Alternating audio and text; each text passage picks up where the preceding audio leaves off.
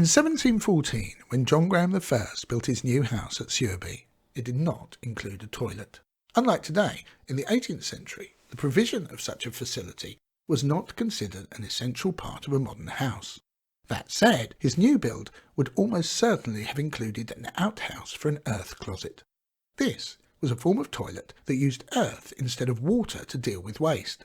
After it was used, the deposit would be covered with a layer of earth to act as a deodorant. Although they varied in the sophistication of the delivery of the earth into the pan, they were essentially little more than a seat over a bucket.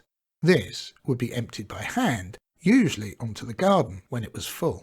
Within the house, the chamber pot would have been ubiquitous, and people were far less concerned with their privacy when nature called than they are today. It was not uncommon for gentlemen to relieve themselves in a pot in the dining room after the ladies had withdrawn. The ladies too were prepared to go as the need took them, with little regard for privacy.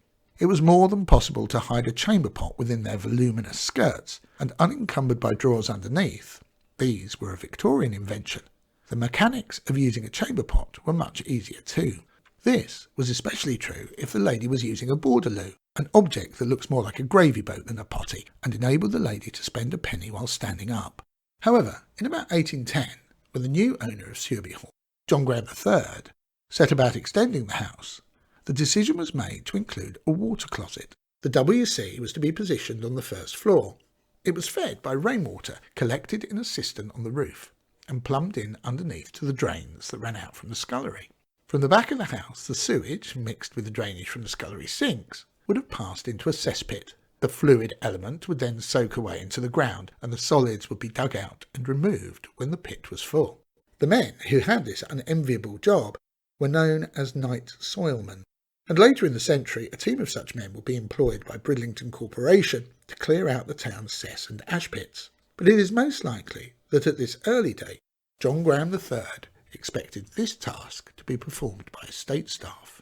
We don't have a record of what sort of lavatory was installed in the house, but it was most likely a valve closet. When water was released into the pan, a valve that sealed the hole at the bottom was pushed open and the toilet flushed.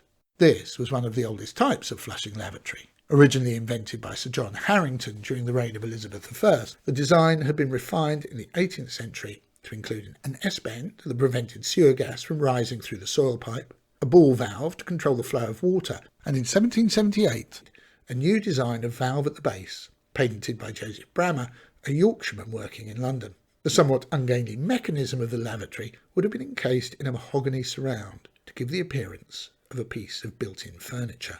In 1891, when Yarborough George inherited the hall, he set about extending and modernising the house, adding a new suite of rooms to the back of the west wing.